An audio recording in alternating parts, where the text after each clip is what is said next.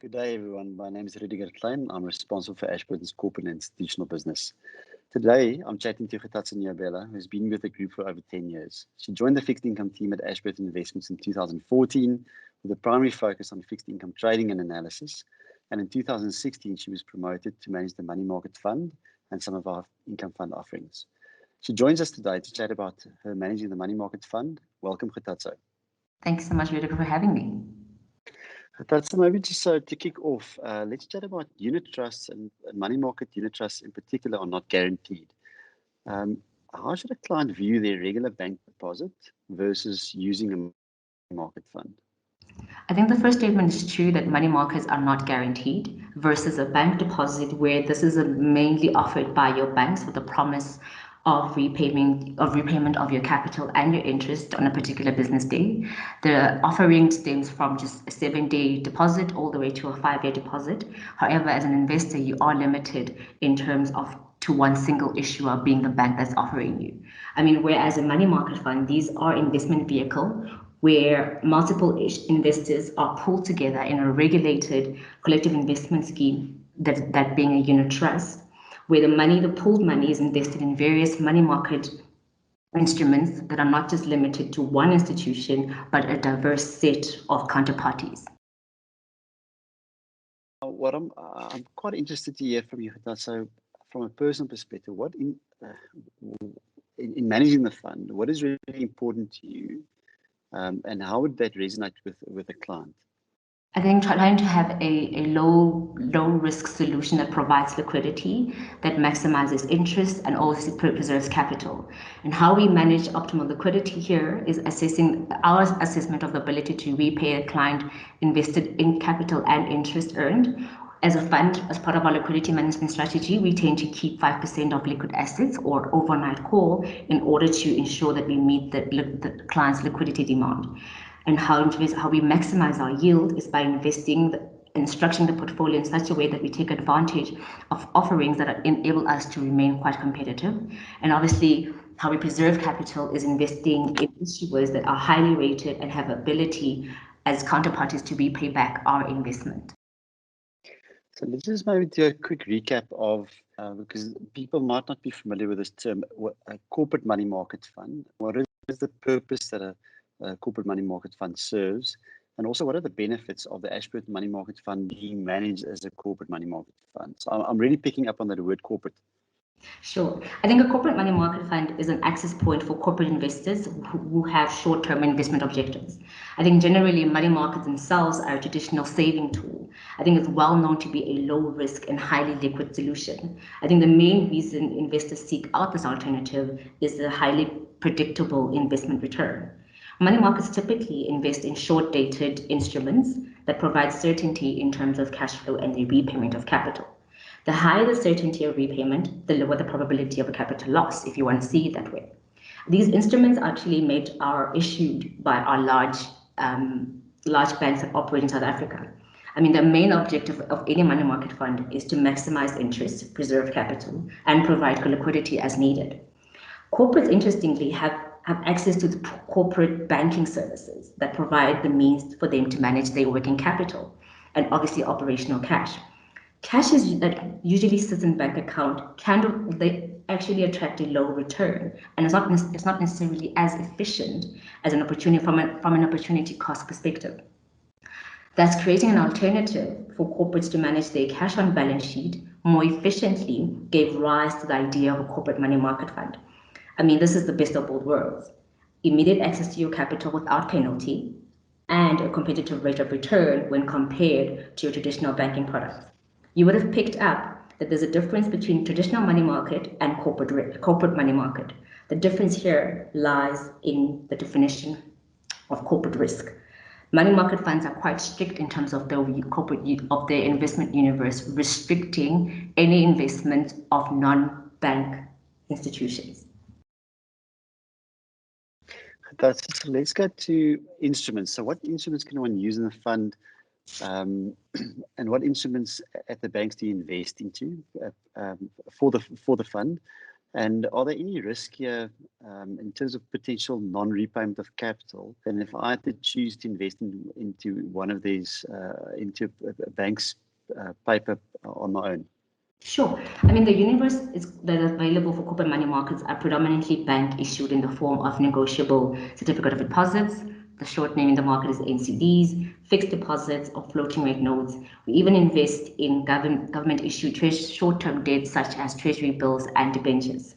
The instruments available to unit trust are not that different from the banking products offered to an individual like yourself from a repayment perspective. However, the advantage of investing in a collective investment scheme or unit trust in this specific is your access to liquidity and also benefit the diversification in terms of your issuer profile, as you're not restricted, as I mentioned earlier, to the one institution. You have actually a plethora of issuers. So again, why do you not include any highly rated corporate credit in the portfolio? Let's say a well-known car manufacturer that issues paper, whatever. Why would that not be a benefit to the portfolio? Yeah, sure, Rudiger. I think there was a time when we actually invested, we had these high rated corporate issuers as part of our asset allocation. I mean, cash flows from corporate commercial paper, short term debt were actually a positive contributor to the fund's overall return over time. However, we actually found that corporate spreads were compressing and the market for short term credit risk were not reflective in the inherent risk that we were investing in. Liquidity risk with these corporate names were also becoming an increasing factor that we were not necessarily compensated for. And the third option actually here was we had these high-rated corporate issuers were terming out their funding requirements longer than the 12-month, which fell out of the scope from the mandate. I mean, the fund is restricted to invest in any individual instrument that is limited with no maturity no longer than 12 months. I mean, the lack of flexibility and the mispricing of the credit alone made us relook at our asset allocation. And as I mentioned before, the exposure to the credit risk was starting to become a misallocation in our risk funding. So sourcing these highly rated, liquid, short-dated assets was actually becoming hard to come by. So the start of 2019, mid-2019 actually, we decided to effectively de-risk the portfolio and invest only in our big 5 local banks. We also included having exposure to international banks that had a local branch in South Africa. Okay, maybe another point that I would like to add is that quite often from an investor perspective, a particular corporate investor doesn't have mandate to invest into another corporate's paper. Yes. So by the mere fact of it being included in the portfolio is actually a limiting factor, and hence they can't actually utilize this fund in particular. That's so. So I think something that we also sometimes see and people constantly ask me about this is sometimes you see a sudden increase or decrease in the fund's return, and then it kind of peters out over a week or so. Why would this occur? The quoted yield or the current yield, as you just mentioned, is actually based on the annualized average daily distribution of the past 7 days. It's a standard measure that's used in the industry to smooth out any significant increase or decrease in our daily distribution of yields. An increase in the yield is a result of inflows or outflows in the fund, or can also be that there's an active decision by a portfolio manager to sell an instrument ahead of its maturity in order to invest in higher yielding assets. For example, when an inflow occurs in the fund, that's new capital to the fund. And then we reinvest according to our asset allocation. This is a positive effect on the yield. When there's an outflow, the fund can either have sufficient liquidity to meet the liquidity needs, or that will have no impact on the fund. However, a sale prior to maturity of an instrument may result in a capital gain or loss. So depending on the outcome, the capital gain will have a positive effect on the yield, whereas where capital loss will have a negative impact on the yield. These effects tend to be in the fund's current yield for the next 7 days. So it will tend to smooth out post the trade. Thanks, Natasha. So I think another investor question is, so why do you not have an equal weighting between your various bank exposures in the portfolio? Is that that a good thing for the investor? Is that a bad thing for the investor? And why? It's definitely a good thing, Vidigo. I think money market space is quite a competitive space. There are other factors that we actually take into consideration when investing. We just always just consider the best price offered by institutions that we lend to. And then with the first consideration here is obviously best execution and service that they deliver to us as also investors. I think the investment return is also affected by operational incidents, and having a partner that provides you the best service in terms of execution just from trade to settlement is how we also consider our investment allocation. So pricing plays a very important, obviously pricing negates the yield that's earned for the client. So that's very much important in terms of our allocation. So I think an aspect that's really important to investors are what is your current rate. So, and obviously the instruments that you use in the portfolio adds to the rate that the portfolio generates. So what are you currently favoring? What are you not favoring? And what is your outlook for the fund?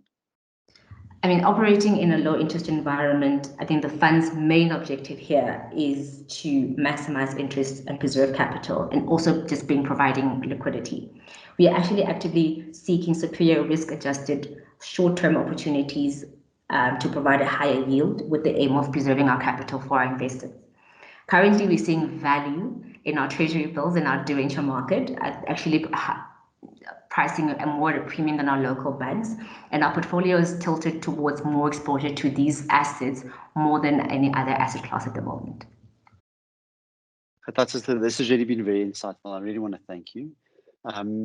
Maybe before we close off, I can add a few words just on operational efficiencies and what we've been doing in the last year that adds or benefit to investors. I think firstly, from a redemption perspective, you spoke about liquidity and that we need to fulfill that promise.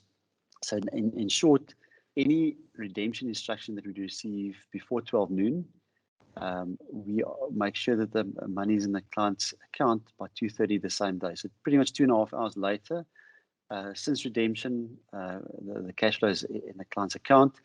How do people do this? They do it pretty much, they can do it the old-fashioned way, but also online through the Ashburton website. No paperwork is needed. You ultimately just load your redemption. It is authorized by the authorized signatories of the relevant client. And that's also been made very simple, especially from a work from home environment. We've really tried to make that as simple, but also as secure as possible. Top-ups and additions is also very simple because you do not have to send us an email or confirmation. If a new client is an investor into the money market fund, let's say as an example, we will give them a reference number Corp 123, and if they invest into a different product of ours, let's say the Ashburton Stable Income Fund, the reference would be Corp 345. And if they were to make an EFT transfer of 100 million rand and they use the reference Corp 123, we automatically know that 100 million rand is for the investment into the money market fund, and nothing else is further required. So we really try to make it as simple as possible, but also as secure as possible. So I think in closing, I would really like to say thank you to everybody that's made the time to listen to us, to you, our clients. Thank you very much for your support. If you've got any questions, please reach out to anybody, any of our business development team, to Khatatsa, to myself, and it was lovely having you. And please take care. Thank you so much.